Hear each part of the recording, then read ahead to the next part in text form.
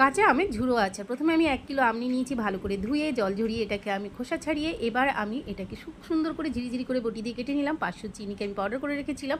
এটাকে আমি ভালো করে এর সঙ্গে মাখিয়ে 1 ঘন্টা রেখে দেবো। রেখে দেওয়ার পরে এবার একটা কড়াই বসিয়ে দিয়েছিলাম। চিনি থেকে সমস্ত শিরাগুলো বেরিয়ে গেছে। এবার অল্প আছে এগুলোকে ভালো করে জাল দিতে হবে। দেবো অল্প পরিমাণে লবণ, হলুদ, আর দেবো লঙ্কার গুঁড়ো, আর দেবো রোস্টেড মশলা, ধনে, জিরে, পাঁচফোড়ন, শুকনো লঙ্কা ভেজে নিয়ে আমি একটা রোস্টেড মশলা করে নিয়েছিলাম। আর নামানোর আগে দেবো 2 চামচ ভিনেগার। আমার ঝুড়ো আমের আচারটা তৈরি হয়ে গেছে। সারা বছর এটাকে স্টোর করতে পারবেন বিনা রোদে। কাঁচা আমের ঝুড়ো আচার। প্রথমে আমি 1 কিলো আম নিয়েছি, ভালো করে ধুয়ে জল ঝরিয়ে এটাকে আমি খোসা ছাড়িয়ে এবার আমি এটাকে খুব সুন্দর করে ঝিরি করে বটি দিয়ে কেটে নিলাম। 500 চিনিকে আমি পাউডার করে রেখেছিলাম।